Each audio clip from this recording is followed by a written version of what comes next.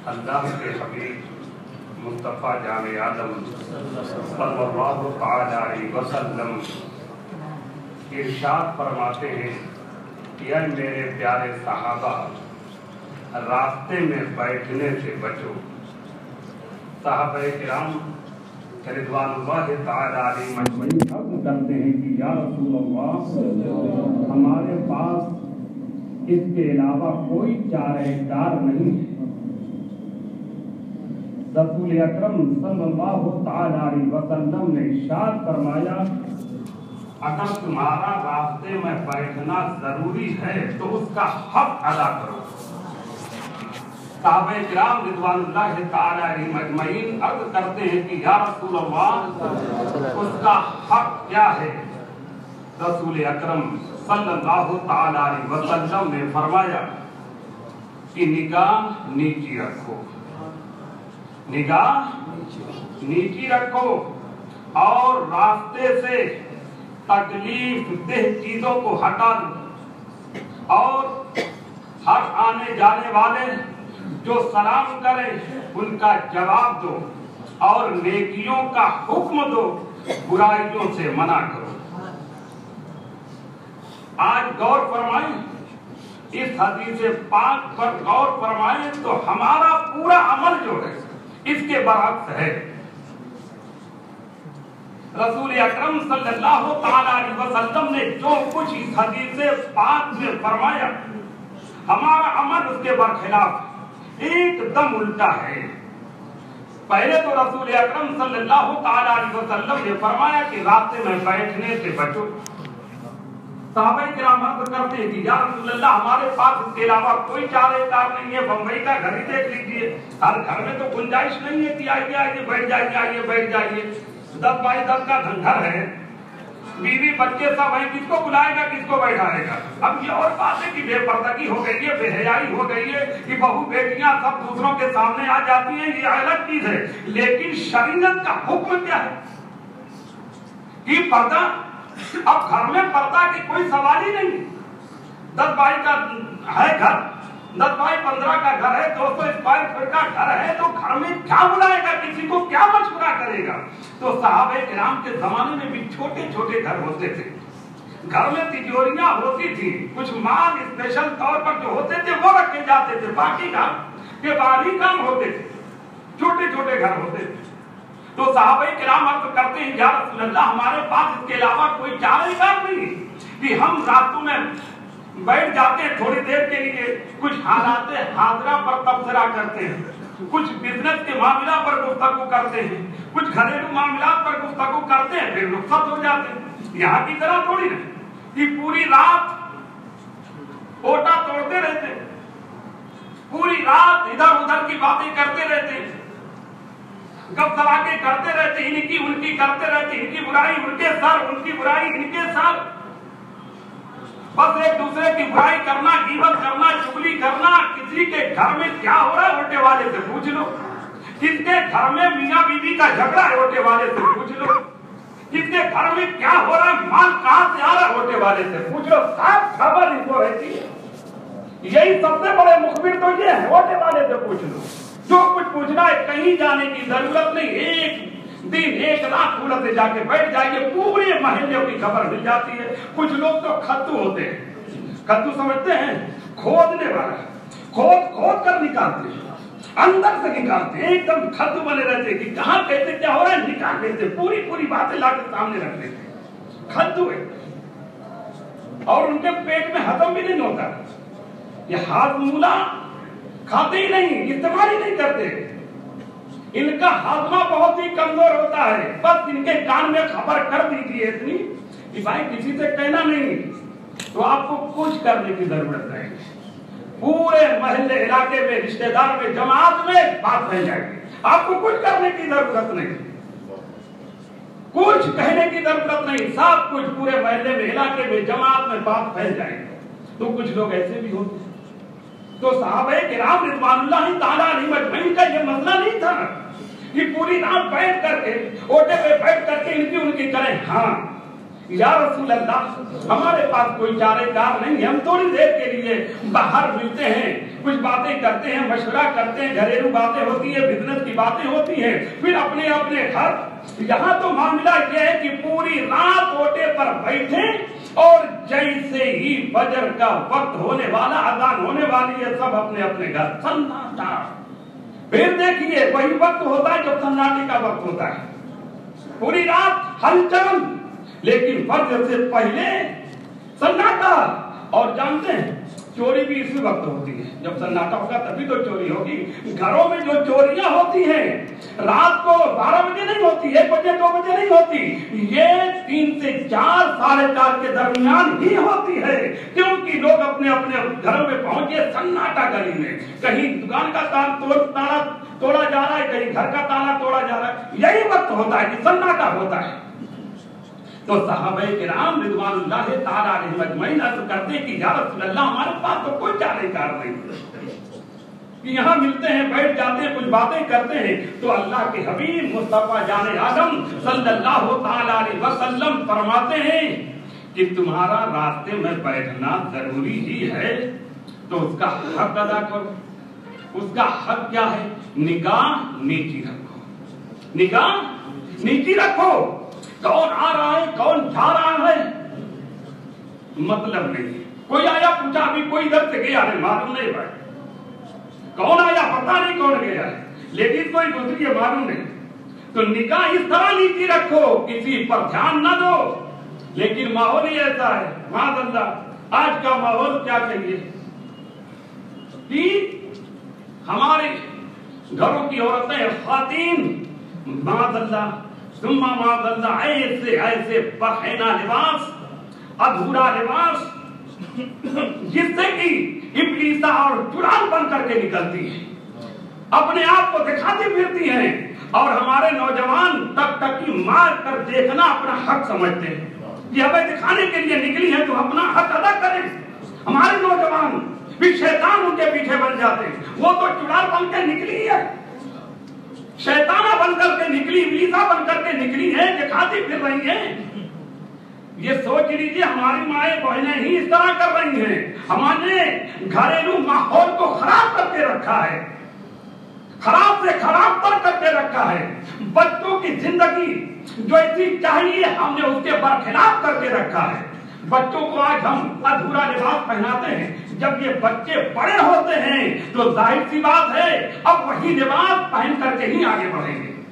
हमने अपने घर का माहौल खराब करके रखा, अधूरा लिबास पहनाया है, अपनी माँ बहनों बेटियों को ऐसा लिबास पहनाया है कि लोगों की नजरें उड़ती हैं और लोग उन्हें देखना अपना हक समझते हैं। लेकिन जाने दो ये ऐसे हैं, चुड़ैल हैं, शैताना है, इब्लीस हैं, उन्हें अपना हक न समझो कि देखना जरूरी है। रसूल अकरम सल्लल्लाहु अलैहि वसल्लम फरमाते हैं निगाह नीची रखो, किसी पर नजर न डालो, किसी के थैले पर नजर न डालो। थैले में क्या है सब पता, ओटे वाले से पूछ लो कि थैले में क्या जा रहा है, मच्छी जा रही है कि मटन जा रहा है कि सब्जी है, सब पता है। किसके घर में आज क्या बना इनसे पूछ लो, थैले पे नजर है क्या क्या जा रहा है, आज किसके घर में क्या बनने वाला है वो भी पता है, आज क्या सब्जी बननी है कि मटन बनना है सब पता है। नहीं, ये नजर मत रखो। अल्लाह के हबीब मुस्तफा जाने आलम सल्लल्लाहु ताला अलैहि वसल्लम फरमाते निगाह नीची रखो। आने वाला आया, जाने वाला गया, हमें पता नहीं। अगर पूछने वाला पूछ भी ले कोई इधर से गुजरा है, पता नहीं भाई, मैं तो ऐसे बैठा हूँ, निगाह नीचे रखा हूँ। अल्लाह के हबीब सल्लल्लाहु ताला अलैहि वसल्लम के फरमान पर हमारा अमल है, निगाह नीचे रखो। और ये माहौल है तो निगाह नीचे रखो। रास्ते का हक क्या है? निगाह नीचे रखो, निगाह नीचे रखो, किसी पर नजर न डालो, किसी के घर में न झांको।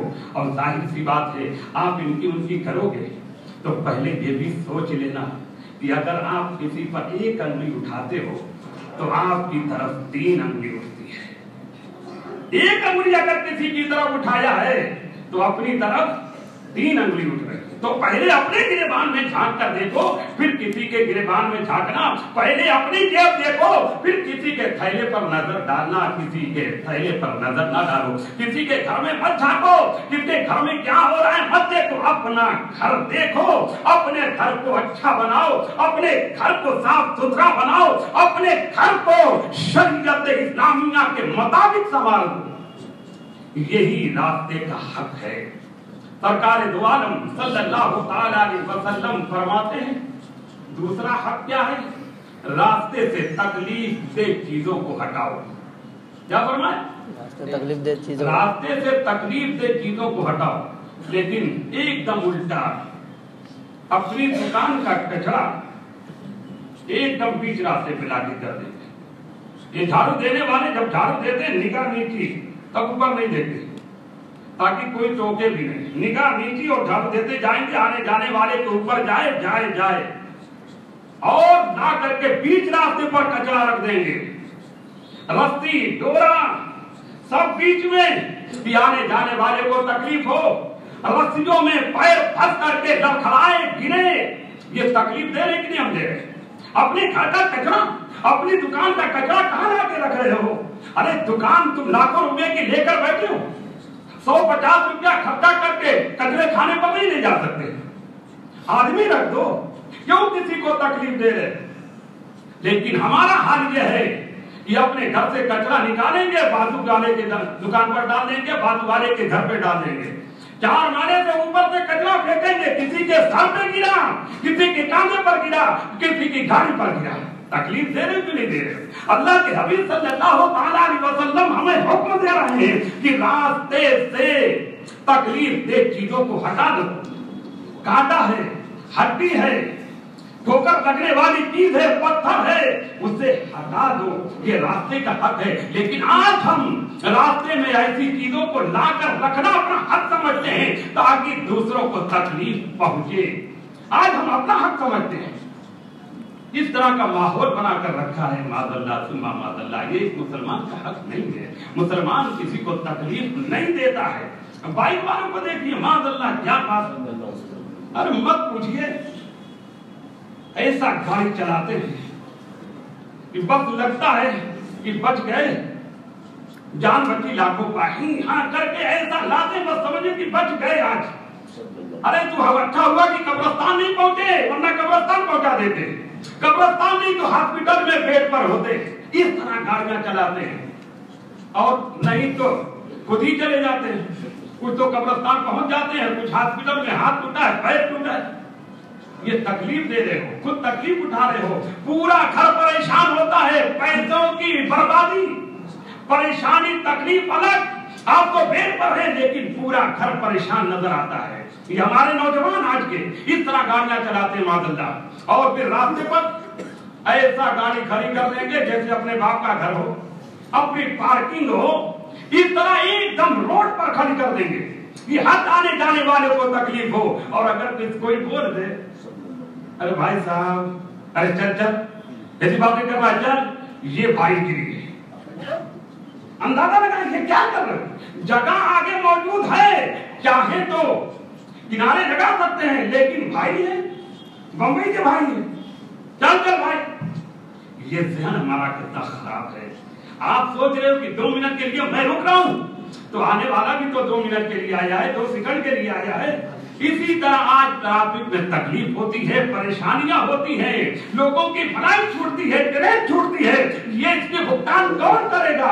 वही करेगा जिसने इब्तिदा की है, जिसने रास्ते को जाम किया है, बिना वजह इस तरह गाड़ी को खड़ी किया है, जिसकी वजह से लोगों को तकलीफ हो रही है, इसके भुगतान उसी को करना पड़ेगा। लिहाजा हमारे नौजवान याद रखें, इस तरह किसी को तकलीफ न दो। यहाँ तो खतरी मस्जिद में आना है, कहाँ से आना है? एक टुकड़ी महल्ले से आएंगे, गांधी स्ट्रीट से आएंगे। अरे इतनी दूर की बात तो छोड़ दीजिए, दूध बाजार से आना है तो बाइक लेके आएंगे। अब कहाँ खड़ी करेंगे? कितनी जगह मौजूद है? जरा सोचिए कि हम क्या करें, कहाँ से आ रहे? अरे पैदल चल करके आओ। अल्लाह के हबीब मुस्तफा जाने आलम सल्लल्लाहु ताला अलैहि वसल्लम फरमाते हैं कि जो नमाज के लिए मस्जिद की तरफ चले, वुज़ू करके घर से निकले, हर कदम पर नेकी लिखी जाती है, हर कदम पर गुनाह मिटाए जाते हैं और दर्जात बुलंद किए जाते हैं। पैदल चल करके आओ और जितने कदम उठाएंगे हर कदम पर एक नमाज का सवाब है। अल्लाह के हबीब सल्लल्लाहु ताला अलैहि वसल्लम फरमाते हैं तुम्हारा घर से निकलना हर कदम पर एक नमाज है, हर कदम पर एक नमाज है। बाइक से चलते आएंगे और फिर रोएंगे, कमर में दर्द है, पैर उठता नहीं, अरे जरा पैदल भी चलो, कहाँ जा रहे हो, किसके घर जा रहे हो, पैदल चलो। पैर की तकलीफ दूर, कमर की भी तकलीफ दूर, परेशानियां दूर, अल्लाह और उसके हबीब सल्लल्लाहु ताला अलैहि वसल्लम की बारगाह में मकाम भी बुलंद हो जाएगा। तो ये काम करो, यहीं से आना है, बस 2 कदम चलना है तो बाइक लेके आओगे और फिर तकलीफें दोगे। अल्लाह के हबीब मुस्तफा जाने आलम सल्लल्लाहु ताला अलैहि वसल्लम ने क्या फरमाया, रास्ते से तकलीफ दे चीजों को हटाओ। और हम तकलीफ दे चीजों का काम कर रहे हैं, बस तकलीफ देना है। हम ये समझते हैं कि बस हम हैं, नहीं, तुम्हारे पीछे भी लोग हैं। आने जाने वाले को तकलीफ न दो, किसी को तकलीफ दोगे, आज तुम तकलीफ दोगे, कल तकलीफ उठाना पड़ेगा। लिहाजा अल्लाह के हबीब मुस्तफा जाने आलम सल्लल्लाहु ताला अलैहि वसल्लम के फरमान पर अमल करो, किसी को तकलीफ न दो। और अल्लाह के हबीब सैयद आलम सल्लल्लाहु ताला अलैहि वसल्लम फरमाते हैं कि तुम्हारा एक मुसलमान से अच्छी तरीके से मुस्कुराकर पेश आना सदका है। एक मुसलमान से मुस्कुराकर पेश आना सदका है। हम ये समझ रहे हैं कि जेब खाली कर देना सदका है। घर से निकले और रास्ते में किसी फकीर को 10 रुपया दे दिया, समझते हैं कि यही सबसे बड़ा सदका है। सबसे बड़ा सदका वो नहीं है। घर में बाप को तकलीफ दे रहे हैं, गाड़ी गुरुज करके निकल रहे हैं, पड़ोसियों से अच्छा सलूक नहीं है, न जाने कितनों का माल हजम किए बैठे हुए हैं, भाई बहनों का हक मारे हुए हैं और फकीर को सदका 10 रुपये का दे दिया, समझते हैं कि सदका हम दे देंगे। नहीं, एक तो सबसे बड़ा सदका ये है कि हर मुसलमान से जो उसका हक है उसे अदा करो। ये भी सदका है कि जो मुसलमान का हक है, तुम्हारे भाई का हक है, भाई बहन का हक है, माँ बाप का हक है, उसे अदा करो, यह भी सदका है। और किसी मुसलमान से सिर्फ मुस्कुराकर पेश आना, यह भी सदका है। और यही अजीम सदका है, सबसे अजीम सदका है। यहाँ तो माल है जेब में, बस समझते हैं कि माल है तो 100 रुपया दे दिया, 10 रुपया दे दिया, सबसे बड़ा सदका है। ये सदका नहीं है, ये तो किसी का माल हजम किए हुए दे रहे हो और इसे सदका समझ रहे हो। अगर ये माले हराम से दिया है, सदका किया है, तो ये कुफ्र है। अल्लाह उसके हबीब सल्लल्लाहु ताला अलैहि वसल्लम की नाराजगी है। माँ बाप का हक अदा करो, भाई बहनों का अदा करो, पड़ोसियों का हक अदा करो। सहाबा किराम रिज़वानुल्लाह ताला अलैहिम अजमईन रसूल अकरम सल्लल्लाहु ताला अलैहि वसल्लम की बारगाह अक़दस में अर्ज करते हैं कि या रसूल अल्लाह, एक औरत है, नमाज की बहुत पाबंद है, मुसल्ले पर रहती है, रोजा भी रखती है, खूब इबादत करती है। रसूल अकरम सल्लल्लाहु ताला अलैहि वसल्लम ने फरमाया हालात कैसे हैं? अल्लाह के हबीब सल्लल्लाहु ताला अलैहि वसल्लम की बारगाह में सहाबा किराम अर्ज करते हैं कि या रसूल अल्लाह, ज़बान की गंदी है, ज़बान की गंदी है, लड़ाई झगड़ा करती है, पड़ोसियों को तकलीफ देती है। अल्लाह के हबीब सल्लल्लाहु ताला अलैहि वसल्लम ने फरमाया कि उसमें भलाई नहीं है। तो सिर्फ मुसल्ले पे बैठ जाना कमाल थोड़ी है। ज़बान को संभालना, ज़बान को संभालना और जिनका जो हक है उसे अदा करना और अपने मुसलमान भाई से मुस्कुराकर मिलना, ये अजीम सदका है। अल्लाह तबारक व तआला अपने हबीब सैयद आलम सल्लल्लाहु ताला अलैहि वसल्लम के सद्दुल हम सबको नेकियों की तौफीक अता फरमाए और अपने हबीब सल्लल्लाहु ताला अलैहि वसल्लम के फरमान पर अमल करने की तौफीक अता फरमाए और पूरे सलूक से महफूज फरमाए। लोगों के साथ, भाई बहनों के साथ, बाल वालिदैन के साथ, पास पड़ोस वालों के साथ अच्छा सलूक करने की तौफीक अता फरमाए। आमीन आमीन। बजाए सय्यदुल मुरसलीन व मा अलैना इल्लल बलाग। अस्सलामु अलैकुम व रहमतुल्लाह।